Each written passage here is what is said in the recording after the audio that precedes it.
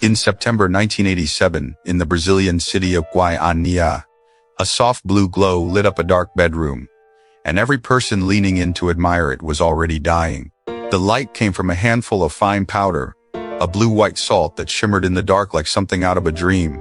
A mother rubbed it across her skin so she would shine. Children pressed it to their arms and laughed at the glow. A junkyard owner passed it around his kitchen like buried treasure. None of them knew what they were holding. It was cesium-137, one of the most dangerous radioactive materials ever made. For 2 weeks, an entire neighborhood carried it from house to house, hand to hand. By the time anyone understood, 4 people were beyond saving, and a whole city was afraid to touch its own children. This is how a glowing poison ended up on a family's kitchen table. To understand it, you have to go back a few years, to a building everyone in Goiânia had chosen to forget. On a quiet street stood a cancer clinic, the Instituto Goiano de Radioterapia. For years, patients had climbed its steps hoping to be saved. Inside sat a teletherapy machine, a device that aimed an invisible beam to burn tumors out of living bodies. At its heart was a small metal capsule packed with cesium-137. The hands of the clinic's physicist, that sealed source was a healer. A technician would line up a frightened patient, leave the room, and let the beam do its quiet work. Sealed in its heavy shield, the cesium saved lives. Exposed, it could end them. Around 1985, the doctors moved their practice to a new building, and they left the machine behind. A legal fight had broken out over the old property, who owned it, who was liable for what stood inside. While the lawyers argued, the teletherapy unit sat alone in the dark, still loaded with its cesium core. No one told Brazil's nuclear authorities that a powerful radioactive source had been abandoned in an empty building.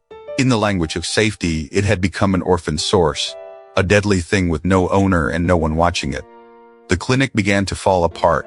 The roof sagged and then partly collapsed. Rain came to the broken ceilings and pooled on the floors where cancer patients once waited. Weeds pushed up through the cracks. A caretaker who lived nearby later said people knew the ruin was there, and some sensed it was wrong. There were warnings that something dangerous still sat inside the shell of the building. One man reportedly tried to alert the authorities that the source should not be left there. Nothing was done. The machine that had been built to fight cancer was now a trap, set, loaded, and forgotten. On the 13th of September 1987, 2 scrap scavengers climbed into the ruins, looking for metal to sell. They made their living the hard way, pulling copper, iron, and lead out of the things other people threw away in the wreckage. They found the teletherapy machine. To them, it looked like a jackpot, a heavy assembly of steel worth real money at the scrapyard. They had no idea what it was for. There was no fence, no guard, no warning. They could read, so they did what scrap men do. They started to tear it apart with a borrowed wheelbarrow. They hauled the heavy rotating head to a backyard a few streets away. There in the open air, they began to break it open. Deep inside the shielding they reached the source assembly, a capsule about the size of a small can. Neither man knew it held close to 1,400 curies of radioactivity. They only knew it was sealed, and they wanted what was inside. Over the next days, they attacked it with whatever tools they had. The first scavenger jabbed at the hard metal with a screwdriver, prying and stabbing. His hands were already soaking up a dose. No human body is built to survive. He felt nothing. Radiation gives no warning, no heat, no smell, no pain until it is far too late. And then the capsule gave way. What spilled out was not gold or silver. It was a powder, cesium chloride, a salt the color of coarse blue-white sugar. In daylight, it looked like dull crystals, almost worthless. But in the dark, it glowed. A deep electric blue light came off it, steady and cold with no flame behind it. The first scavenger stood in his yard and stared. He had never seen anything like it in his life. He scooped some up and carried it inside. Certain he had found something precious, he did not know the glow was radiation tearing through the air itself. Every second he cradled it, invisible rays burned deeper into his hands. Within a day, his fingers began to swell and blister. The second man felt it too, a wave of nausea, vomiting, a tiredness that reached into his bones. Neither of them connected the sickness to the beautiful blue dust. They blamed bad food. A stomach bug, they told themselves. It would pass. About 5 days after the capsule broke, the vomiting turned violent. The first scavenger went to a local clinic, one hand raw and burned. The doctors guessed at an allergy or something he had eaten. One account says he was told his food had disagreed with him and sent home the real cause. A punctured radioactive source in a backyard was beyond anything they thought to look for, and now the powder was about to travel. On the 18th of September, the dismantled machine parts were sold to a nearby scrapyard. It belonged to a man named Devair Alves Ferreira. Devair bought scrap for a living, and the heavy metal from the machine head was worth good money to him. That night, walking through his yard, he saw it too. In the dark, the strange dust was glowing blue. Devair was transfixed. To him, the glow looked supernatural, beautiful, otherworldly, a wonder he had to share. He convinced himself the powder was valuable, maybe even magical, and so he did the most human and most catastrophic thing he could. He invited people to come and see it over the following days. Devair carried the glowing powder into his house. He showed it to his wife, Maria Gabriela Ferreira. He showed it to relatives and friends. Holding it out like a marvel, he handed small grains to neighbors to take home. Fragments of the source scattered across the city into different houses in different districts. Some people rubbed the blue dust onto their skin so they would glow in the dark. They smeared it on their faces and arms like carnival paint, delighted by their own shining bodies. One account tells of a woman covering herself in it and standing in a dark room glowing, as if she had become something magical. Rains of it fell onto floors, onto beds, onto tables where food was served. A 6-year-old girl, a niece of the family, sat at the table as the family ate. She played with the shining powder with her small hands. Some of it, witnesses later said, ended up on the food she carried to her mouth. She was delighted by the glow the way any child would be. No one at that table knew they were sitting inside an invisible fire. The audience watching now knows what they could not, that the light itself was the thing killing them. Day by day, the neighbors who had taken the powder home began to fall ill in house after house. The same sickness crept in, vomiting, dizziness, a deep and unshakable weakness. The whole families took to their beds at the same time. Some doctors began to suspect a strange tropical disease was sweeping the district. No one connected the outbreak to a glowing blue powder, but one person was starting to. Maria Gabriela Ferreira, Devair's wife, watched the people around her sicken one after another. She had a feeling the pretty dust her husband loved was at the center of it. It had come into her home, and now her home was full of sick people. On the 28th of September, 15 days after the capsule was first cracked open, she decided to act. She gathered what was left of the material. She placed the remnants of the source into a plastic bag and she carried it by hand onto a city bus. She rode across Goiânia with a bag holding one of the most dangerous substances on earth on her lap. She took it to a public health clinic and set it down in front of the staff, demanding they find out what it was. It was, without exaggeration, one of the bravest and most reckless bus rides in the history of the city, and it saved countless lives. By chance, a visiting medical physicist was in Goiânia that day. He brought a radiation detector close to the material. The needle slammed to the top of the scale. At first he assumed the instrument was broken.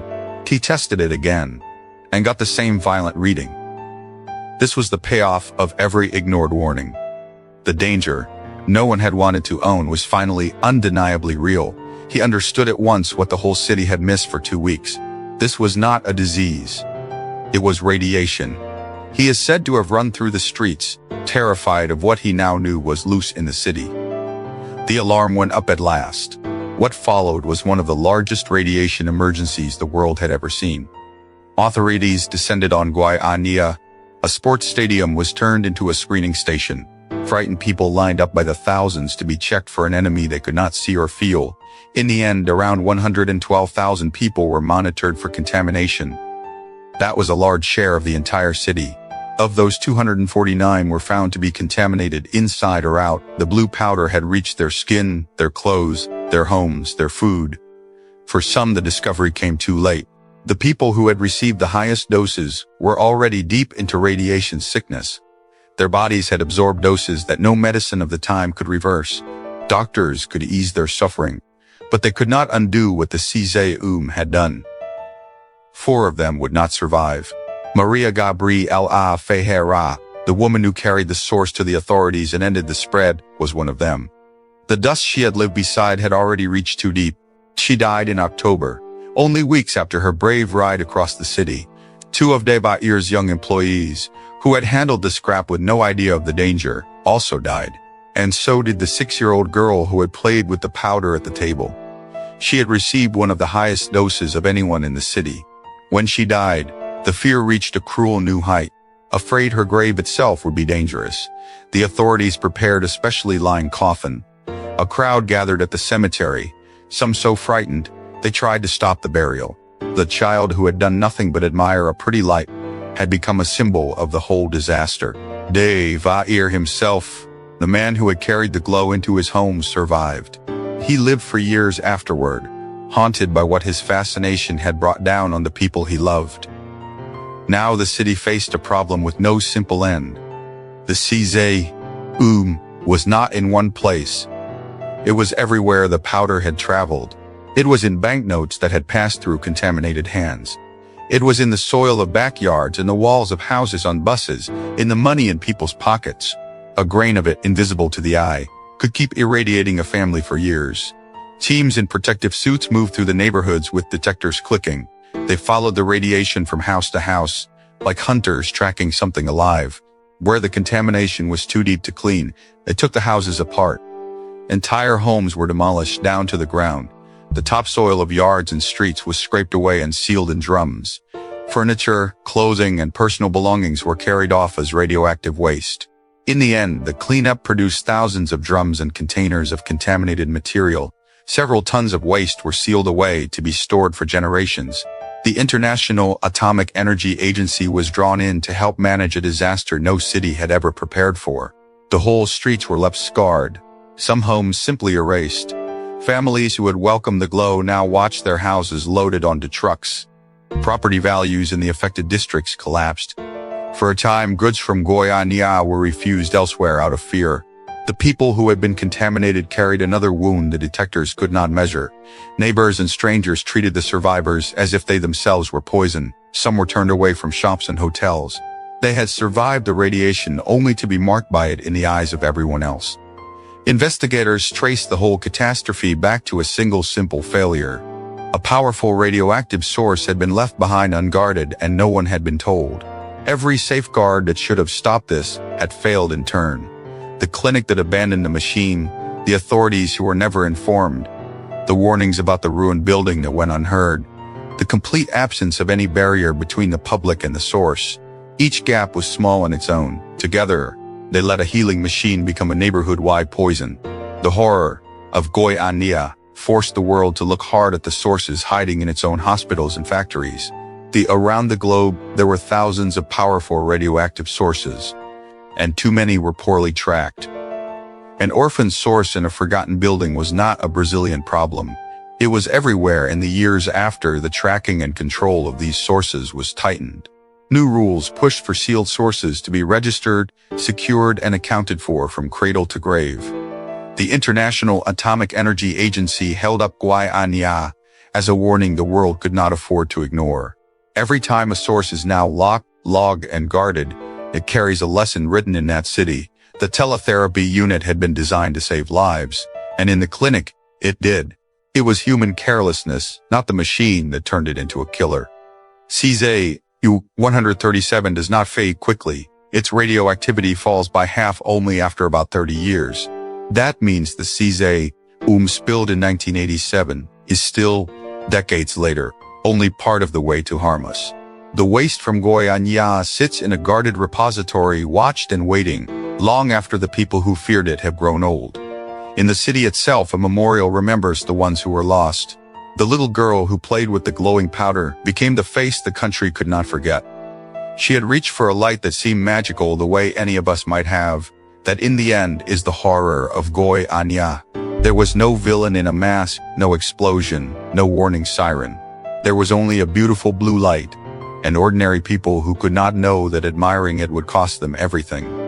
The danger was real, invisible, and patient. And for 2 weeks, it was passed from one loving hand to the next. The next time you hear that a radioactive source has gone missing somewhere in the world, remember Goiânia. Remember that the deadliest disasters are not always the loud ones. Sometimes they glow softly in the dark and ask only that you come closer. The families of Goiânia came closer and paid a price no one should ever pay for wonder. If this story stayed with you, follow the channel. There is another forgotten disaster waiting to be remembered.